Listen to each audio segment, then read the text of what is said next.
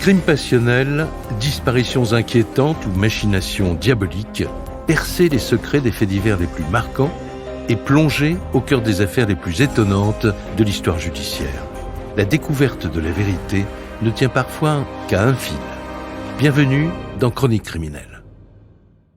Pour ce podcast inédit, je vous emmène en Corse, au cœur d'une véritable tragédie familiale. C'est là que Jennifer Grant, 31 ans, disparaît sans laisser de traces un soir de janvier 2017. Pour sa famille, c'est l'incompréhension. Jennifer n'aurait jamais abandonné ses petites filles. Et l'inquiétude monte d'un cran lorsque sa voiture est découverte quelques jours plus tard, abandonnée dans un village des environs. À l'intérieur, son sac à main, mais sans sa carte de crédit ni son téléphone. Alors, que lui est-il arrivé? Et pourquoi son compagnon Loïc, lui, ne semble-t-il pas vraiment inquiet? La réponse dans ce nouveau podcast de Chroniques criminelles.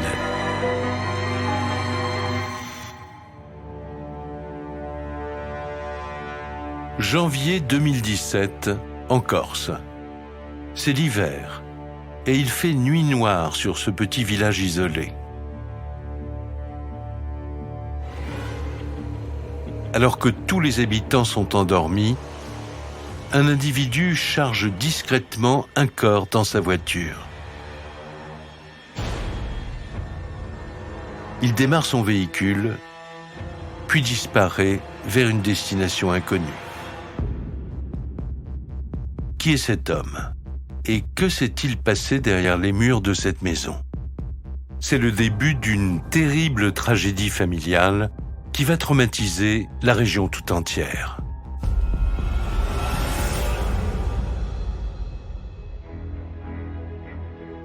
Une histoire qui démarre quelques mois plus tôt, au nord de l'île de Beauté.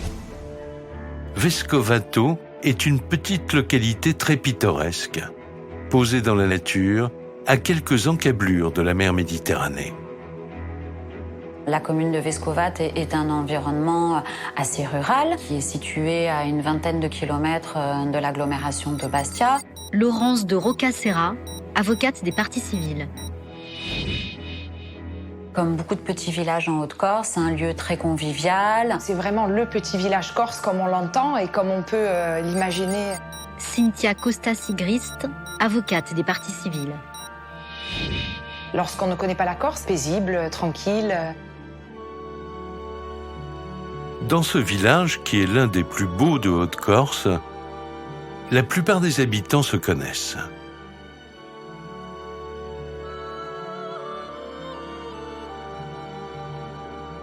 C'est magnifique, hein, c'est entre mer et montagne, voilà.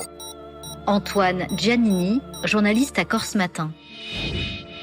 Des petites ruelles, très peu d'habitants, il fait bon vivre avec une très bonne qualité de vie. Le village n'est pas énorme, mais vous avez des gens qui vivent là, des agriculteurs, des gens du village, des gens d'origine. Sébastien Bonifay, journaliste à France 3 Corse. Et puis des gens qui travaillent à Bastia. C'est ici que vit Jennifer Grant. Cet enfant du pays a tout juste 31 ans et sa joie de vivre fait le bonheur de sa famille, en particulier de ses deux cousines, Alison et Amandine. Pétillante, toujours en train de faire la fête, assez explosive, c'est pas quelqu'un qui va se laisser marcher sur les pieds. Alison Prunetta, cousine de Jennifer. Elle a son franc-parler. Ça, on peut pas le nier. Moi, j'ai toujours considéré comme Jenny, la cousine toujours pleine de vie, joyeuse, à faire des blagues, à rigoler sans arrêt. Amandine Grant, cousine de Jennifer. À faire toujours rire la galerie, en fait. Et voilà, ça a toujours été ce côté, vraiment, c'était Jenny, quoi. Depuis plus de 10 ans, Jennifer Grant partage sa vie avec Loïc Janin. Âgé de 31 ans, lui aussi, il est d'un tempérament bien différent de celui de la jeune femme.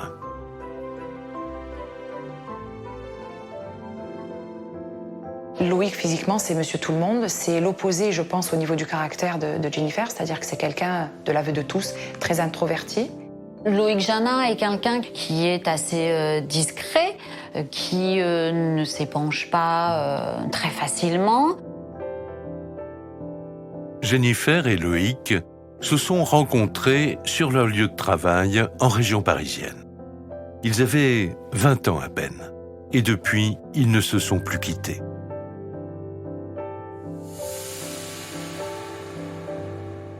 Donc ça a été assez vite entre eux. Je pense qu'ils se complétaient.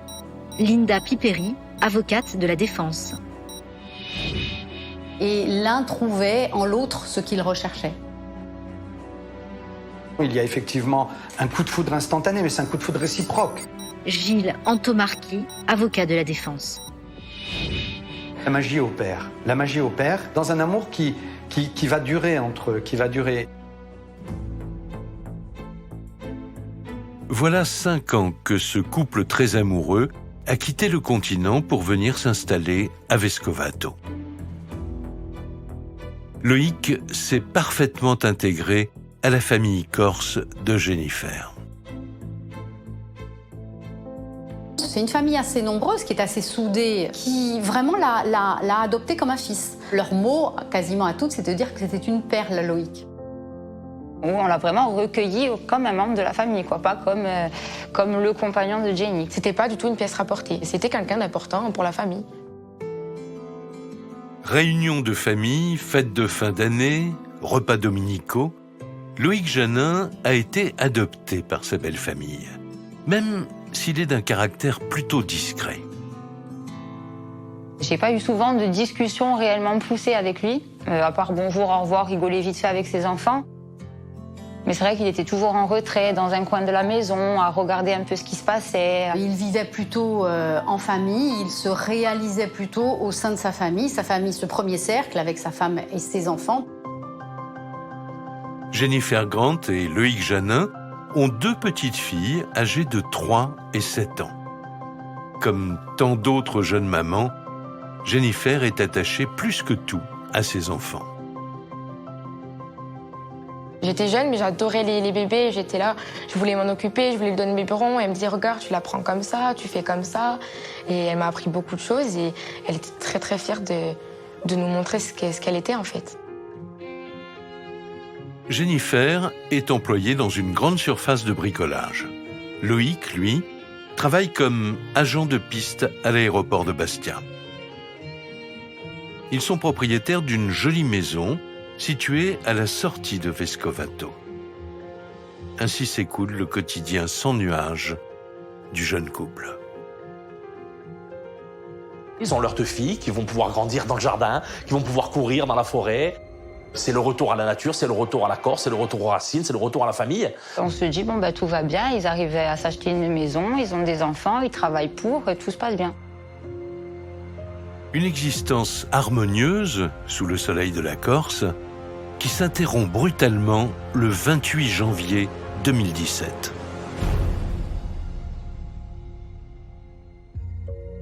Ce jour-là, Loïc se lève et constate que Jennifer n'est pas là. Elle est sortie la veille au soir et elle ne semble pas être revenue. Loïc Janin, le samedi matin, est réveillé par sa fille et puis il s'aperçoit que Jennifer n'est toujours pas rentrée. Donc elle est partie le 27 au soir et elle était censée revenir à 2 ou 3 heures du matin puisque lui devait prendre son service. Du coup, il n'a pas pu prendre son service à l'aéroport. Il va essayer de se renseigner ensuite dans la journée et en toute fin de journée, sur conseil de voisins, il va finir par appeler les services de gendarmerie pour signaler la disparition de Jennifer.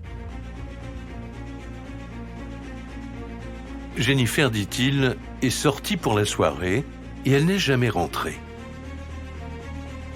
Cela fait maintenant presque 12 heures que la jeune femme n'a pas donné signe de vie.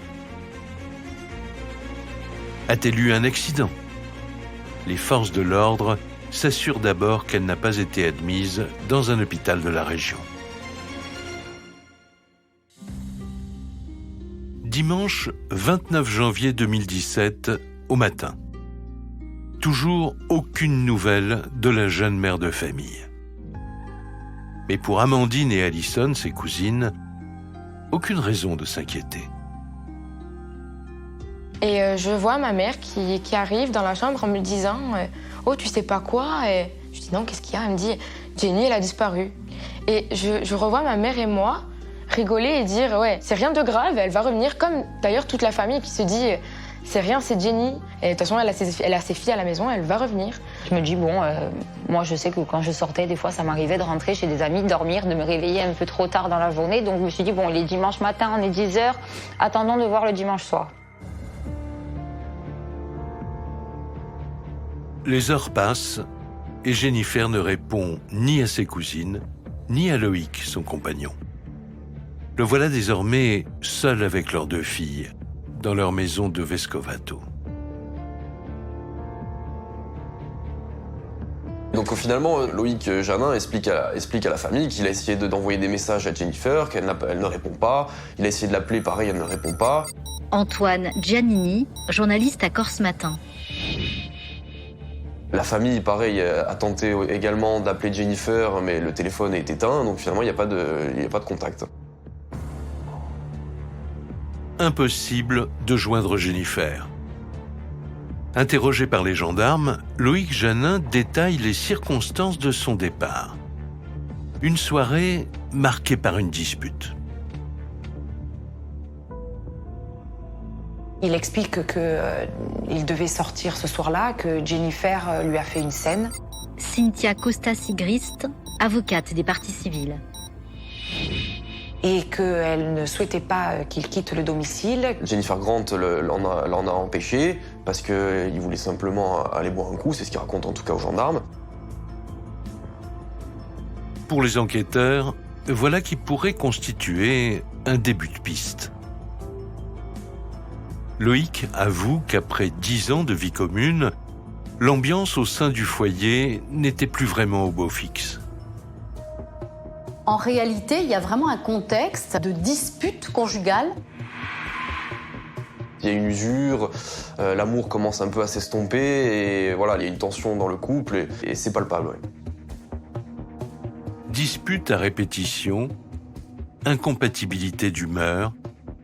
Loïc précise que ce samedi soir, Jennifer était dans tous ses états et qu'elle avait consommé plusieurs verres de whisky. Finalement, lui, face à ça, pour apaiser les tensions, parce qu'il a un caractère plutôt sociable et qu'il est plutôt diplomate, il décide de rester. Bon, mais c'est très bien, je ne sors pas, tu peux sortir toi, mais ça n'apaise rien.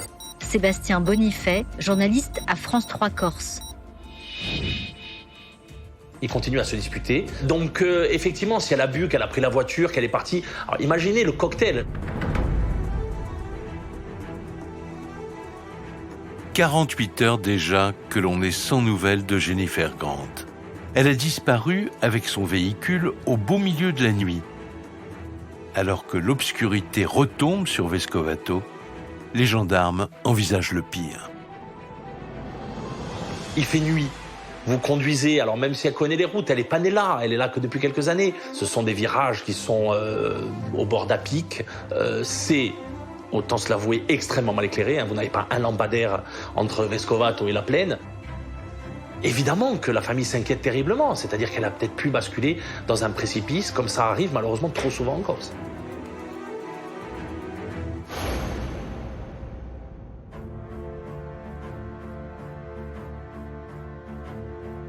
Le dimanche soir, son portable est toujours sur messagerie.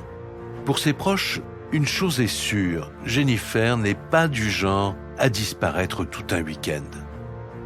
Inquiète, Alison se connecte alors sur les réseaux sociaux où elle a l'habitude de communiquer avec sa cousine. J'envoie un message à Jenny. Ma cousine, tu es où? Tu fais quoi? Réponds-moi, c'est important. Alison Prunetta, cousine de Jennifer. Et puis pas de nouvelles. Rien. Et là, on commence à flipper. On commence à flipper, à se poser plein de questions. Le lundi matin, la famille de Jennifer ne sait plus quoi penser. Soudain, tout s'accélère. Des témoins signalent la présence de sa voiture dans un village proche de Vescovato. Et la voiture, on la retrouve et elle est fermée de l'intérieur avec la clé à l'intérieur. qui est quand même extrêmement mystérieux. Cette voiture, elle est découverte fermée avec les clés à l'intérieur, le sac de Jennifer à l'intérieur. Dépêchés sur place, les gendarmes passent le véhicule au peigne fin. Ils constatent qu'il n'est pas accidenté. Mais, chose étrange, à l'intérieur, dans le sac à main de Jennifer, ils ne trouvent pas sa carte bancaire. Et ça n'est pas tout. Quand ils font leurs investigations autour du véhicule, ils tombent sur le portable de Jennifer Grant. Le téléphone, on le trouve un peu plus loin. Pas totalement à côté, un peu plus loin au bord de la route, jeté dans une rigole, cassé. L'écran est cassé. Une carte bancaire introuvable, un téléphone portable endommagé. Pour les enquêteurs, la piste d'une agression à caractère crapuleux commence à prendre forme. On est sûr qu'elle n'a pas eu d'accident. On retrouve son sac à main avec le téléphone jeté, sans la carte bleue. Laurence de Roccaserra, avocate des parties civiles. Ça laisse à penser qu'elle a peut-être été dépouillée, qu'elle a peut-être été molestée. À ce moment-là, ils pensent de suite à quelque chose de violent qui a pu se passer pour Jennifer Grant, une mauvaise rencontre. La jeune femme aurait-elle croisé quelqu'un qui en voulait à son argent? La rencontre aurait-elle mal tourné? Rapidement, l'affaire fait la une de l'actualité locale.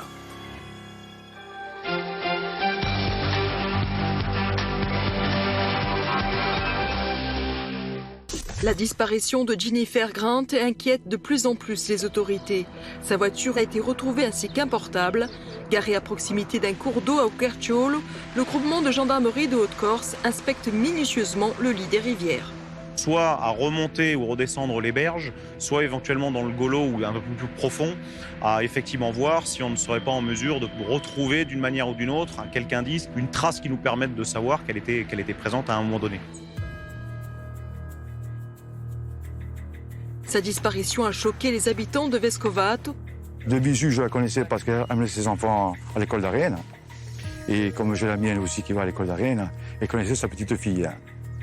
C'était un jeune couple qui s'est installé sur la commune il y a 3-4 ans.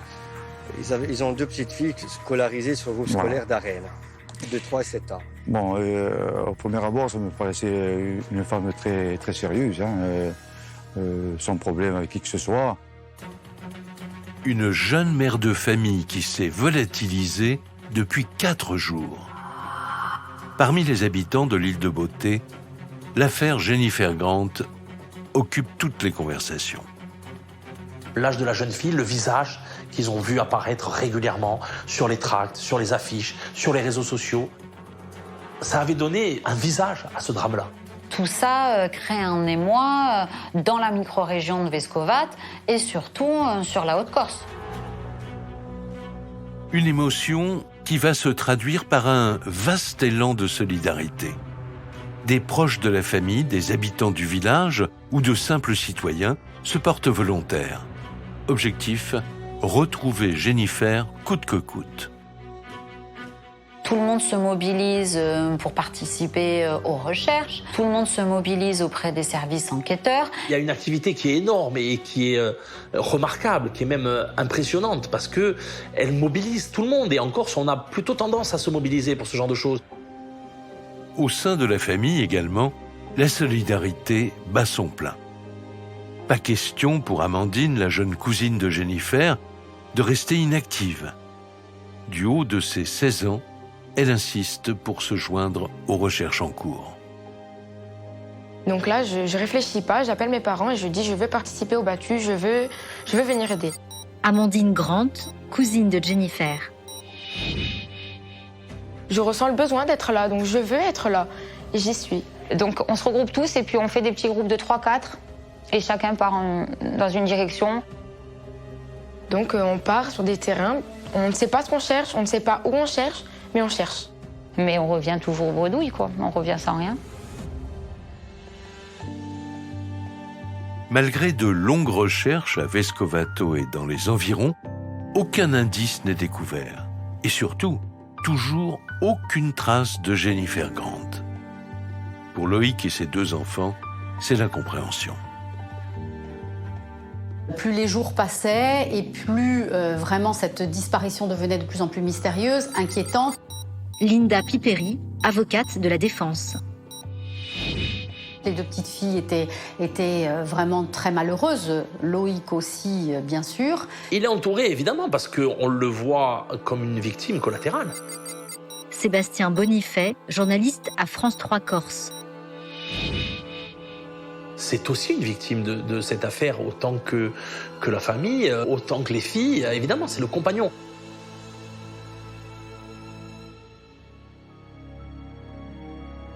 De son côté, la famille Grant apporte tout son soutien à Loïc. Et pour cause. Le jeune homme doit maintenant assurer seul la charge du foyer. Loïc ne va participer qu'à très peu de recherches. Il va participer à une battue à côté de la maman de Jennifer. Il était un petit peu en retrait, il s'occupait de ses filles. L'important pour lui à ce moment-là, c'était ses filles et il s'est occupé de ses filles. C'était vraiment son objectif. Loïc doit chaque nuit aller embaucher à l'aéroport de Bastia. L'entourage de Jennifer s'organise pour lui venir en aide. Les petites filles sont gardées par les proches parce que effectivement Loïc Janin doit continuer à travailler et il doit assumer l'école, la scolarité des petites. Personne ne l'abandonne. Tout le monde est à son soutien. 6 jours se sont déjà écoulés depuis que Loïc Janin a prévenu la gendarmerie de la disparition de sa compagne. Et depuis, pas la moindre nouvelle, aucune piste sérieuse. L'enquête fait du surplace. Pour la famille de Jennifer Grant, c'est un supplice. Gilles Antomarchi, avocat de la défense. C'est un supplice, c'est une attente. Vous avez l'espoir qui est en vous, vissé au corps.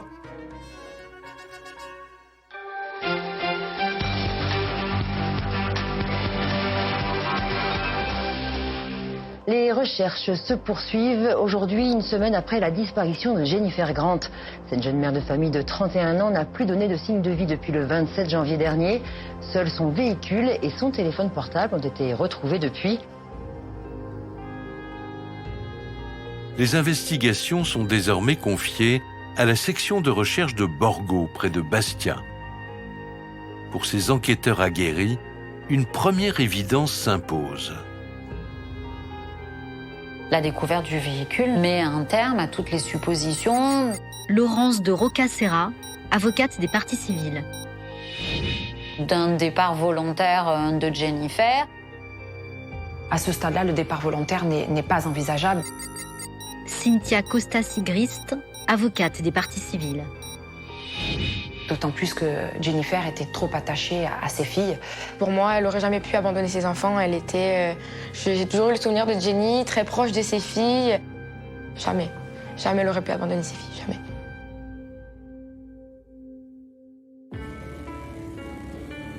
Du côté de la famille, on ne lâche rien. En particulier, Alison, la cousine de Jennifer. Tandis que la piste d'une mauvaise rencontre hante tous les esprits, elle se lance à corps perdu dans les opérations de recherche. On est très inquiets, mais bon, après, on garde espoir. Hein. Pour nous, il y a toujours espoir qu'elle soit là. Elle est là, quoi. Elle est là. Il faut juste la trouver. Alison Prunetta, cousine de Jennifer. Après, on se serre les coudes. On a des gens... On a du soutien qui vient de partout, de tout le monde, des anonymes, des amis, des gens qu'on ne connaît pas, des 4 coins du monde. Et voilà, on leur dit merci. Merci qu'ils soient là parce que ça nous aide. Jennifer a un lien très particulier avec Alison. Elles sont cousines germaines, elles se fréquentent et Alison, dès la disparition de Jennifer, a pris les choses effectivement très à cœur. Les gendarmes, c'est eux qui nous disent même qu'ils vont avoir entre guillemets besoin d'aide. Parce que la surface est trop grande et on n'a pas assez d'éléments pour savoir où elle pourrait être. On lance un appel à témoins. S'il y a des gens qui ont entendu ou vu même quelque chose, qui n'osent pas dire forcément, qui ont peur, n'ayez pas peur. Si ça peut nous aider, il ne faut pas hésiter à appeler le numéro de la gendarmerie. Alison n'a pas l'intention de baisser les bras. Mais elle est loin d'imaginer que pour elle et sa famille, le cauchemar ne fait que commencer.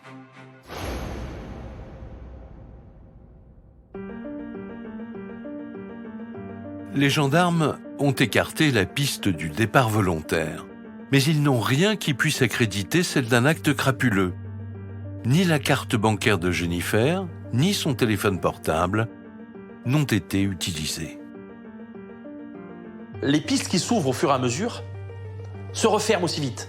Parce qu'on se dit, ça n'est pas logique, ce n'est pas possible, ça ne peut pas être comme ça. C'est vrai que les enquêteurs ont investigué, je pense, sur toutes les autres pistes possibles. Ils ont fermé des portes.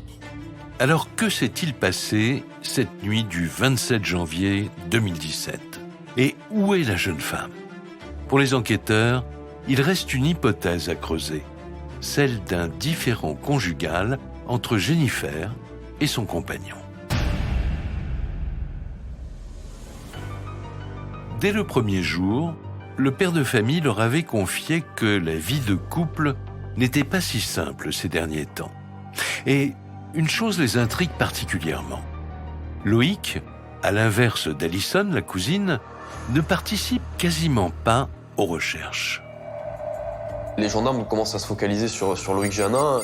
Antoine Giannini, journaliste à Corse Matin. Sa façon de se comporter, ou en tout cas ce qu'il peut cacher. Quand c'est votre compagne qui a disparu, vous êtes le premier sur le terrain à aller fouiller le maquis, à descendre au bord des rivières, à descendre dans les précipices. Non, lui, il voit ça plus ou moins de loin, et de temps en temps, il prend des nouvelles des recherches. Pour en savoir plus sur les relations au sein du couple, les enquêteurs vont interroger les proches. Tous sont unanimes. Une certaine forme de lassitude, ajoutée aux difficultés du quotidien, s'était installée entre Jennifer et Loïc. Elle s'ennuie, Jennifer, elle s'ennuie dans cette vie. Elle commence à s'ennuyer avec Loïc. Linda Piperi, avocate de la défense. Et puis, il y a les contraintes financières liées à l'achat de cette maison. Il n'avait pas des revenus qui étaient énormes. Ce sont des salaires qui sont proches du SMIC. Sébastien Bonifay, journaliste à France 3 Corse. Et donc, il faut payer ça. Et quand vous avez 2 filles, il faut aussi entretenir. Donc, ça coûte beaucoup d'argent. D'après les témoins interrogés, le couple se disputait très fréquemment. La raison ? Loïc aurait très mal vécu certains écarts extra-conjugaux de Jennifer.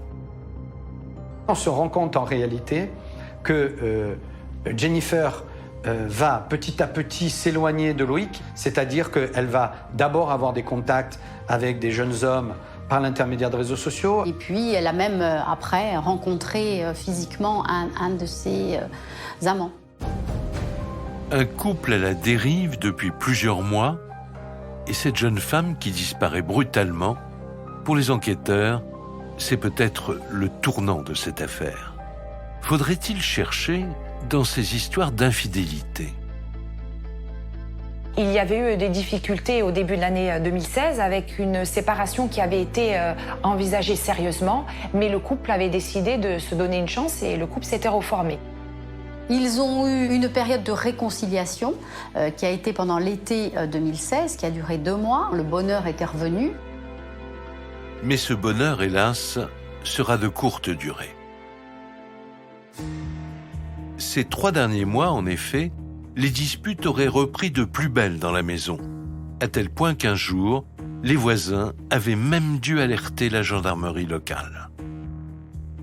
Et là, ils s'aperçoivent que c'est vrai que les choses n'allaient pas du tout. Il y avait déjà une première intervention des gendarmes au domicile du couple. Au moment où ils arrivent, les choses se sont calmées dans le couple. Il y a quand même une chaise qui est cassée. Il y a Jennifer qui, dans les jours qui suivent, poste des photos d'elle avec des hématomes sur le visage et sur le bras.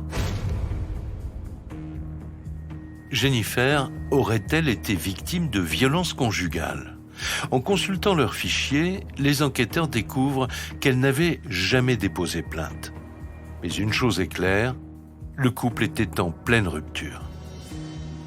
Jennifer avait pris la décision de se séparer de Loïc Janin et cette décision, elle était pour elle définitive, mais le couple cohabitait quand même jusqu'à ce que Jennifer trouve un appartement. Ils étaient déjà séparés tout en vivant sous le même toit. La séparation effective était très proche.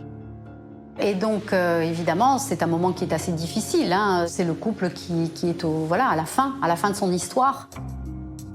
Un couple qui se déchire et qui est contraint de cohabiter pendant des mois, ces ingrédients explosifs pourraient-ils constituer la clé de toute cette histoire ?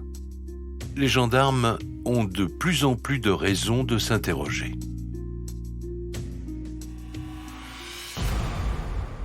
Donc on imagine que les tensions au quotidien sont extrêmement compliquées. Mais là, ça y est, elle avait trouvé l'appartement et le dimanche, le déménagement était prévu. Ce qui les interpelle d'autant plus que le départ volontaire de Jennifer a été écarté très rapidement. Laurence de Roccaserra, avocate des parties civiles. Dans le sens où elle devait quitter le domicile conjugal, s'installer avec ses filles et commencer une nouvelle vie. Ce départ imminent aurait-il envenimé les choses au sein du couple ? Loïc n'aurait-il pas supporté l'idée de vivre loin de ses enfants ? Pour les enquêteurs, c'est une éventualité. Ils se penchent alors sur les faits et gestes de Loïc juste après la disparition de Jennifer. Et ce qu'ils découvrent ne fait que conforter leur hypothèse. C'est-à-dire que Loïc Janin va aller rencontrer une secrétaire de mairie où il va aller demander... Gilles Antomarchi, avocat de la défense. Mais qu'est-ce qui se passerait pour mes enfants si en réalité je venais à disparaître ? Et l'employé de la mairie de Vescovato, elle est extrêmement étonnée. Parce qu'elle ne comprend pas comment on peut penser à quelque chose pareil dans la situation qu'il est en train de vivre.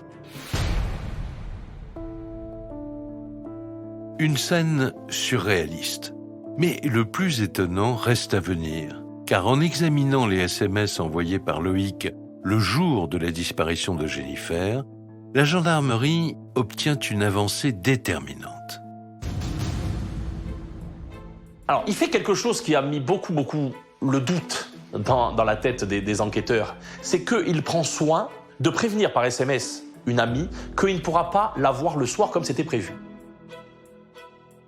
Un message où Loïc ajoute qu'il va devoir garder les enfants. Alors, comment pouvait-il être si certain que Jennifer ne réapparaîtrait pas ? Il n'y a aucune preuve concrète contre lui. Mais la question se pose. Cacherait-il quelque chose aux enquêteurs depuis le premier jour ?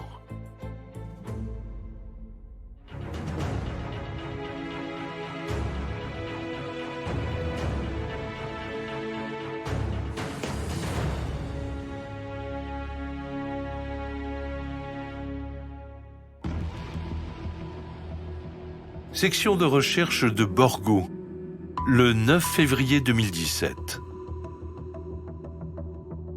Voilà 2 semaines que Jennifer ne donne plus aucun signe de vie.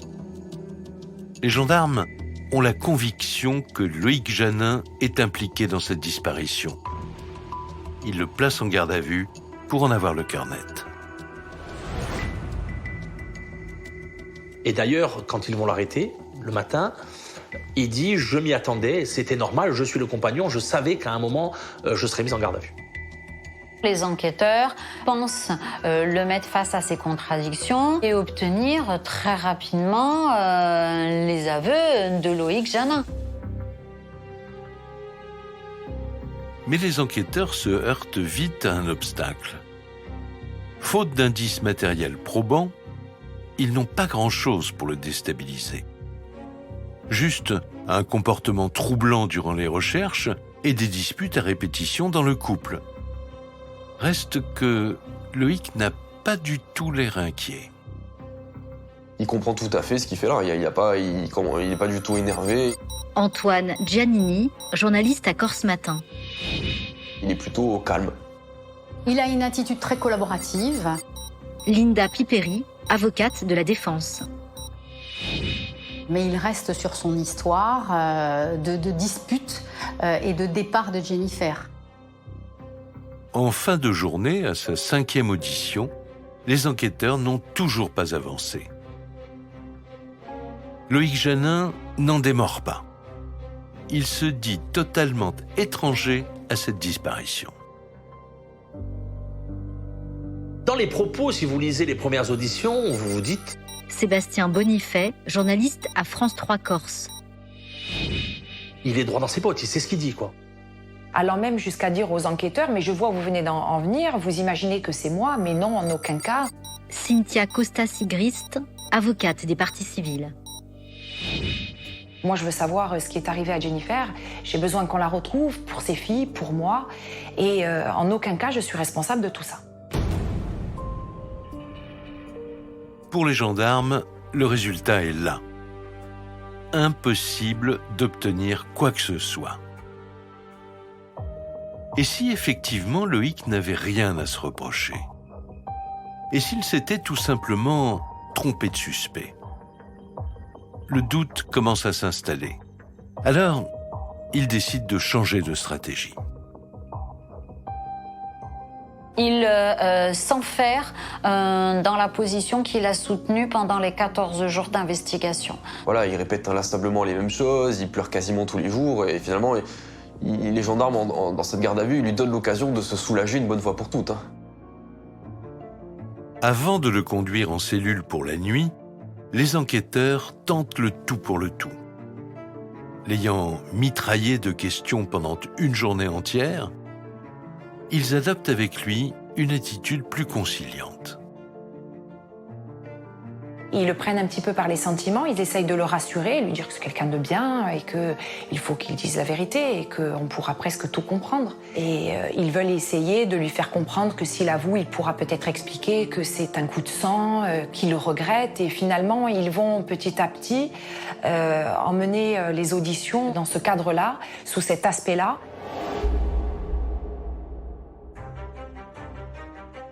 La technique va s'avérer payante. Le lendemain matin, c'est un autre Loïc Janin qui se présente aux gendarmes. Pour la 6e audition, il arrive et avant même qu'il le cuisine, il dit « je vais vous raconter, je vais vous dire ce qui s'est passé ». Il s'est peut-être dit que de toute façon, maintenant, c'était l'entonnoir, puisqu'en général, la garde à vue, c'est des questions en entonnoir, et qu'il était bloqué, qu'il valait mieux maintenant qu'il avoue ce qu'il avait réellement fait. Trop de pression sur ses épaules, trop de mensonges accumulés. Au 2e jour de sa garde à vue, Loïc Janin craque. Je pense que les mots des enquêteurs étaient tellement justes qu'il a dû y repenser, se dire qu'en fait, voilà, il ne pouvait pas continuer comme cela et qu'il fallait qu'il dise la vérité, parce que parler, c'est se libérer. Il s'est finalement effondré et confié, mais je pense que ça a été un soulagement en réalité pour lui.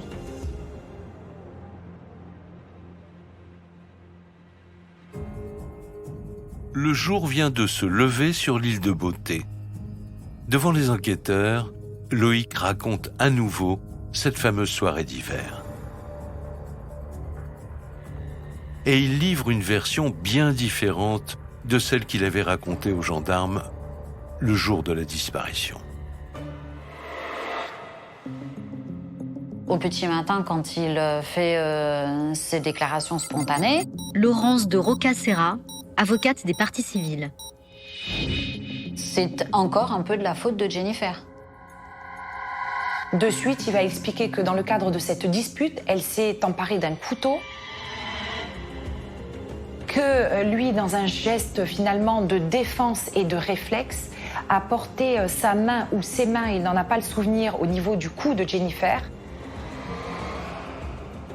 Et à ce moment-là, c'est le trou noir d'après ce qu'il explique. La vision de ce couteau entre les mains de Jennifer l'aurait rendu fou et il se serait jeté sur sa compagne pour l'étrangler. Ensuite, il ne se souvient pas. Un trou noir, dit-il.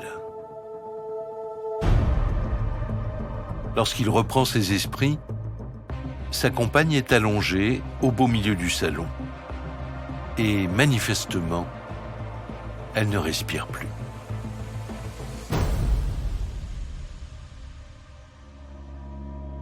Je pense que la première action qu'il aurait dû avoir, c'est effectivement appeler à minima les pompiers, essayer de la sauver, c'est ce qu'il dira plus tard d'ailleurs. S'il avait appelé secours, peut-être qu'elle aurait pu être sauvée, on n'en sait rien, et appeler les gendarmes. Mais Loïc en a décidé autrement. Ses 2 filles sont alors endormies dans la pièce voisine. Face aux gendarmes, il poursuit sa terrible confession. Il est impensable pour lui, d'abord qu'elles assistent à cette vision-là. Et c'est en fait ça qui fait basculer sa décision. Et on a plutôt l'impression que très vite, il se dit « Comment je vais me sortir de ça ?» Que faire à présent du cadavre de Jennifer? Comment se débarrasser d'elle sans éveiller les soupçons?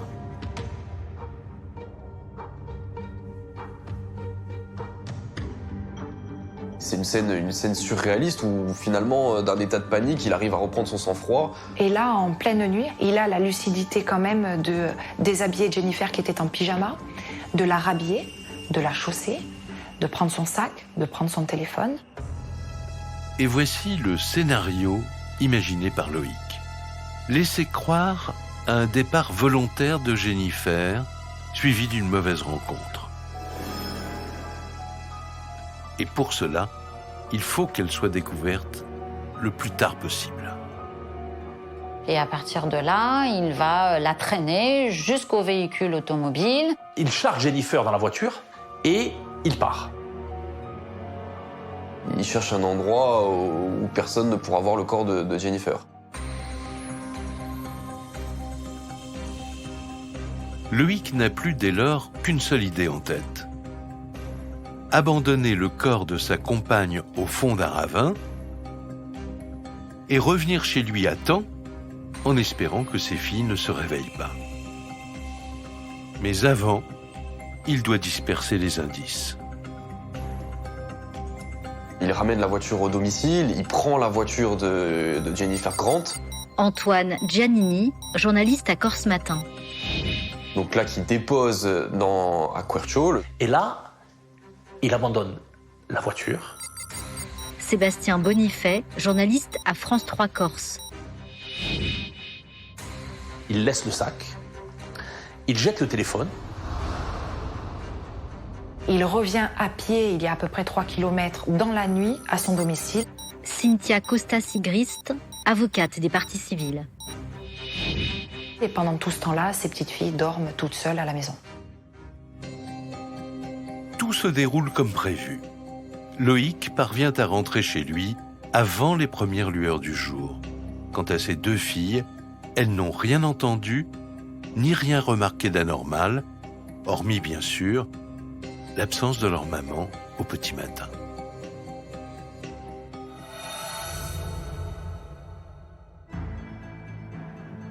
Loïc vient d'avouer le meurtre de Jennifer, sa compagne.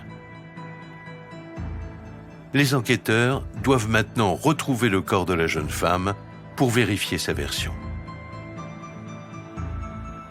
Après de passer aux aveux avec les gendarmes, il désigne l'endroit où il a déposé le corps. Donc les gendarmes suivent Loïc Janin et suivent ses indications. Il a du mal à retrouver cet endroit-là. C'est sur une route et en contrebas, avec beaucoup de végétation, avec des détritus, avec des poubelles. Le soir même, aux actualités régionales, c'est la stupéfaction. Après 2 semaines de mystère, la population corse tout entière découvre ces images. Le corps d'une jeune femme a été retrouvé par les gendarmes à Luciane. Il s'agit de Jennifer Grant, 31 ans, disparue depuis le 27 janvier dernier dans les environs de Vescoato. Selon les premières constatations sur place, la victime portait des marques de strangulation. Son corps a été transporté en fourgon vers l'hôpital de Bastia pour une autopsie. Elle devrait permettre de préciser les circonstances de ce drame. Au terme de 14 jours d'angoisse et d'incertitude, le dénouement est insoutenable pour l'entourage de Jennifer. Alison et Amandine, ses cousines, s'écroulent d'un seul coup.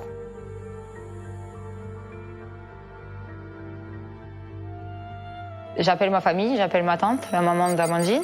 Alison Prunetta, cousine de Jennifer. Pour lui dire qu'ils ont retrouvé un corps et on attend. On attend la confirmation. Et c'est pas elle, de toute façon c'est impossible. C'est pas elle. Je suis dans le déni total. Amandine Grant, cousine de Jennifer. Je me dis c'est impossible. Le corps retrouvé est bien celui de Jennifer Grant. Je sors, je frappe dans les murs, je pleure et là, je m'effondre.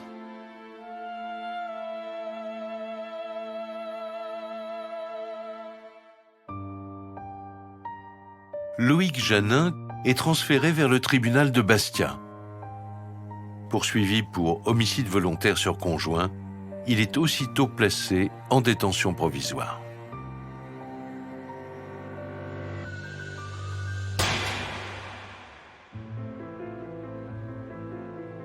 Du côté des proches de la victime, c'est le choc.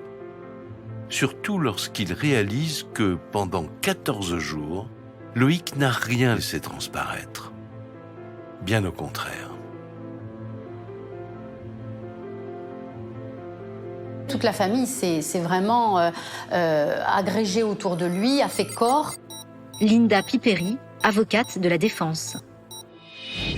Pour l'aider avec les enfants et puis pour le soutenir. Il a été très soutenu par la famille, bien sûr.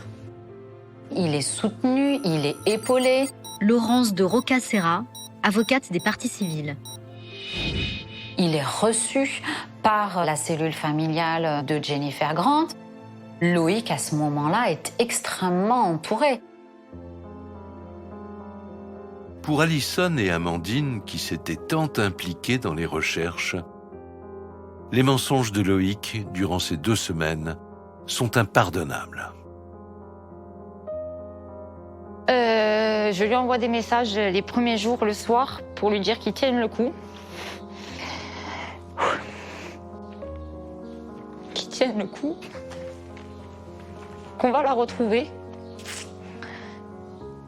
Et qu'il garde espoir pour ses filles surtout. Et je réalise pas. Parce que même si j'ai jamais eu d'affinité avec lui, c'était les seuls 14 jours où je l'avais porté de l'attention en fait. J'ai porté dans mon cœur, j'ai apprécié quelqu'un qui a commis l'irréparable, qui m'a détruit. Ça a été plus que brutal, ça a été un immense choc, ça a été affreux, vraiment.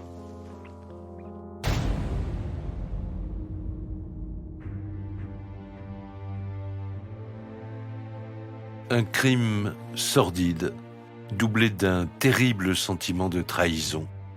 L'émotion se propage partout dans la région.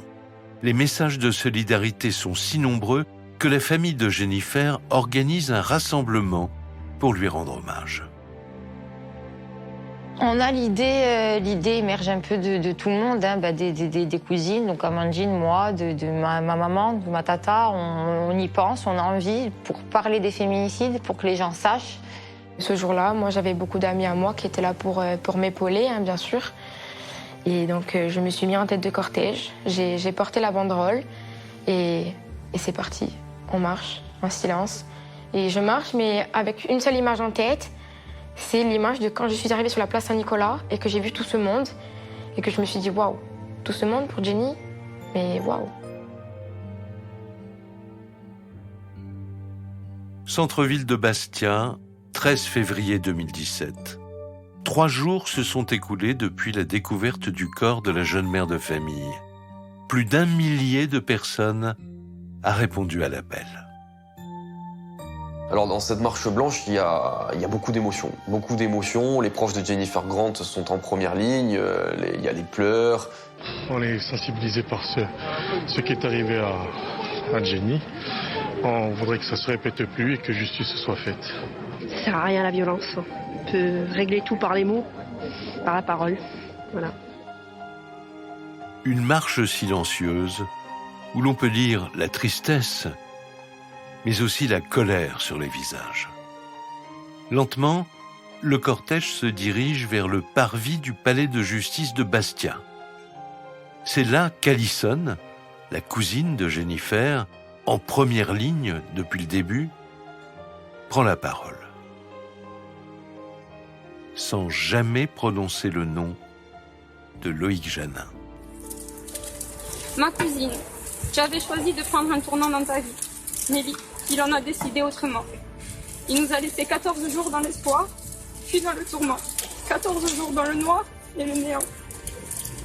Gardez en vous tous ces moments de bonheur que vous avez pu partager avec elle. La mort ne nous a pas laissé le temps de te dire adieu.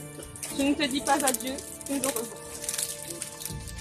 Donc Alison lit son discours en premier, elle pleure, et moi j'essaie de garder la tête haute, j'ai la voix toute tremblante et je me mets à lire le mien. Vendredi 10 février, journée éprouvante.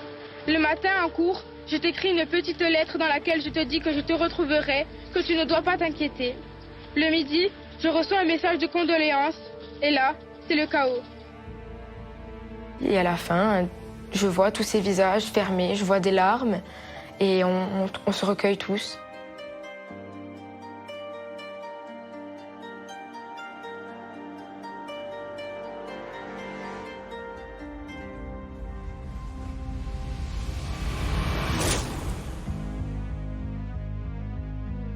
À la gendarmerie, l'enquête se poursuit. Dans sa version, Loïc parle d'un coup de sang, presque d'un accident. Mais les hommes de la brigade de Borgo restent perplexes. Loïc avait-il été déjà menaçant avec sa compagne? À en croire les témoins, l'atmosphère serait devenue vraiment irrespirable. Jennifer, elle a cette envie d'ailleurs. Elle a cette envie d'autre chose. Gilles Antomarchi, avocat de la défense. C'est une jeune femme qui veut vivre. Donc elle avait des relations sentimentales. Une des relations sentimentales qu'elle avait pesait sur le comportement de Loïc qui ne le supportait pas. Je pense qu'en fait, c'est une torture mentale pour Loïc Janin. D'après certains, cette cohabitation forcée aurait provoqué des scènes de ménage de plus en plus virulentes. Des disputes qui auraient même viré à l'affrontement physique. Entre Jennifer et Loïc, il n'y avait eu que des retenues. Dans le cadre d'une dispute, un petit bleu sur le poignet, parce que je te retiens ou que je te maîtrise. Oui, il y a eu des disputes dans ce couple. Il y en a eu pas mal, et je vais vous dire, il y a des témoins dans ce dossier qui ont vu des violences de la part de Jennifer sur Loïc. Une scène de violence rapportée aux enquêteurs par les voisins du couple. Elle aurait eu lieu quelques semaines seulement avant la mort de la mère de famille. C'est-à-dire que Jennifer sort de la maison, Loïc Janin lui court derrière. Cynthia Costa-Sigrist, avocate des parties civiles. Loïc Janin la retient par le bras, c'est-à-dire l'empêche de partir. Et à ce moment-là, en réponse à cette empoignade, Jennifer se retourne et lui porte une gifle au visage.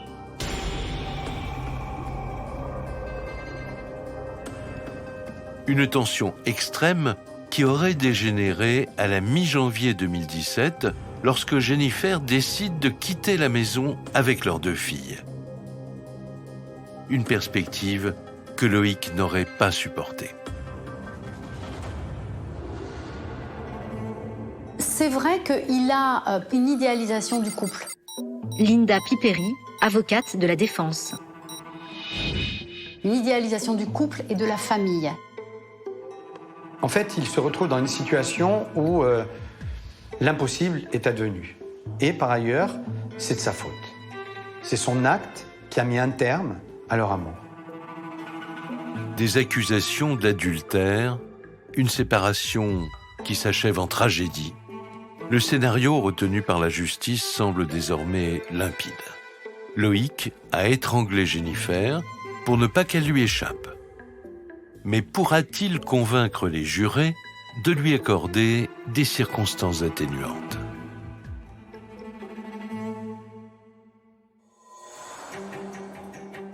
Cour d'assises de Bastia, 19 janvier 2021. Près de 4 ans ont passé depuis la mort de Jennifer Grant.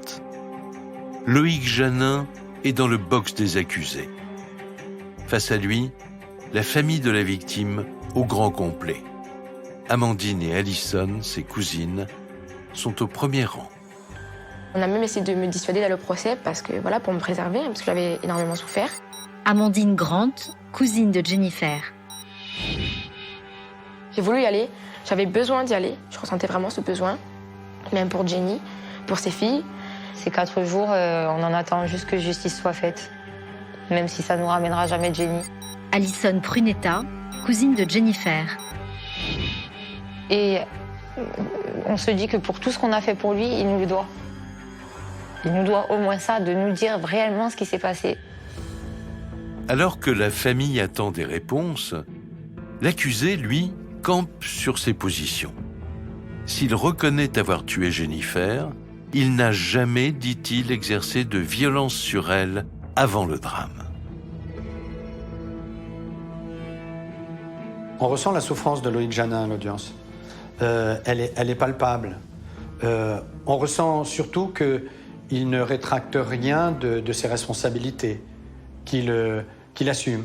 Quand il a osé s'excuser et dire devant la famille qu'il nous aimait toujours et qu'il nous aimerait toujours, c'est très simple. Pour pas voler en éclats, je me suis levée, j'ai jeté mes affaires, je suis sortie de la salle. J'ai dit, je peux pas entendre cet amas de mensonges, ce tissu de mensonges, c'est impossible. Avec les aveux complets de l'accusé en garde à vue, la question de sa culpabilité ne se pose pas. Les débats se focalisent donc sur l'événement qui aurait tout déclenché, la séparation du couple. C'est acté dans la tête de Jennifer. Laurence de Roccaserra, avocate des parties civiles. Elle sait que cette séparation est définitive. Plus la date du déménagement de Jennifer approche, plus Loïc Janin est agressif, plus Loïc Janin est malheureux et plus Loïc Janin ne supporte pas finalement la séparation parce qu'elle est inévitable et parce qu'elle arrive.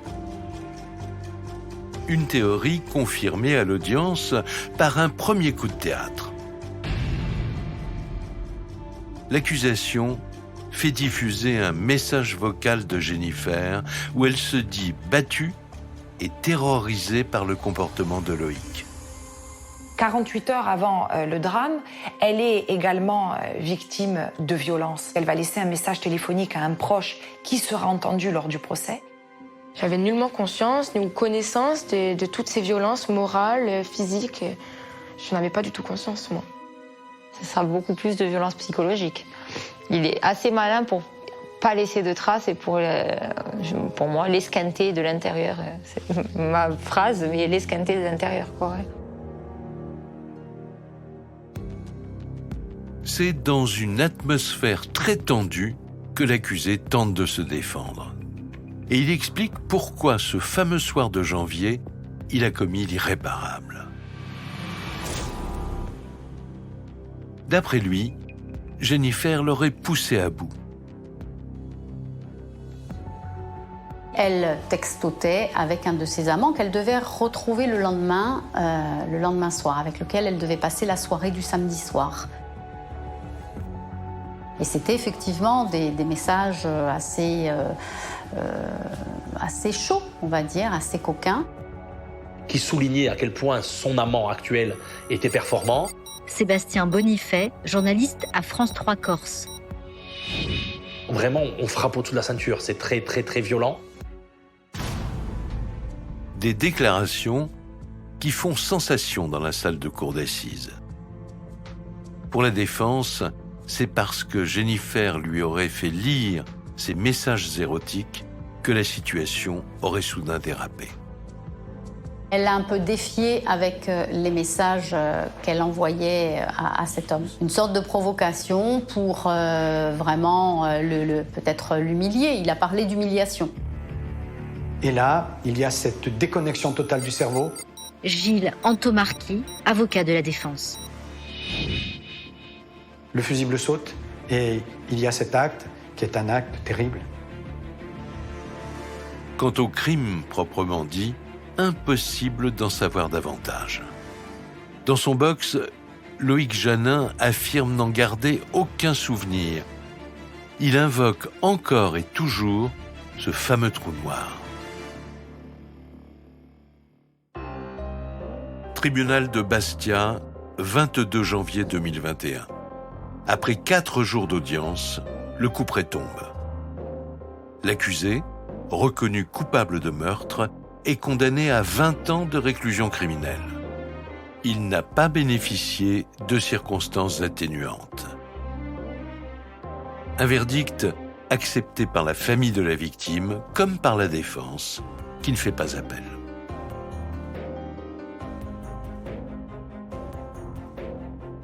C'est remarquable que cette décision satisfasse l'ensemble des parties. C'est extrêmement rare qu'une peine relativement lourde trouve un consensus. Dans ce dossier, 20 ans, c'était une peine qui était attendue. Je trouve que c'est une peine normale. Peut-être que le quantum aurait pu en être inférieur si Loïc Janin n'avait pas eu cette mauvaise réaction après avoir attenté à la vie de Jennifer.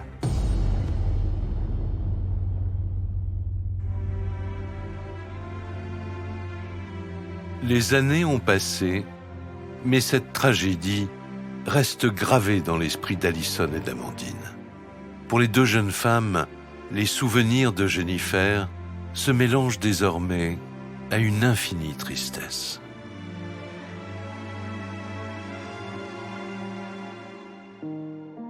J'ai que ça tombe pour me recueillir, je monte de temps en temps et je reste là à attendre.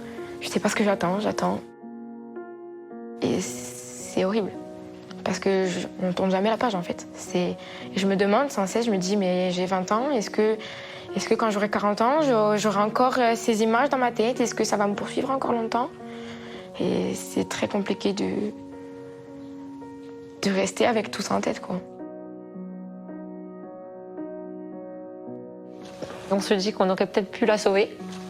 C'est bête, hein, mais voilà.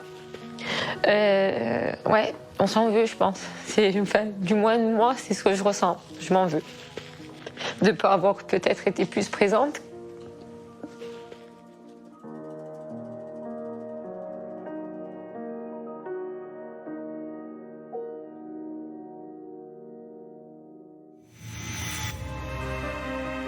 Vous venez d'écouter Chronique criminelle. Si l'épisode vous a plu, n'hésitez pas à mettre des étoiles, à commenter ou à vous abonner sur votre plateforme d'écoute préférée. Et retrouvez dès la semaine prochaine un nouvel épisode de Chronique criminelle.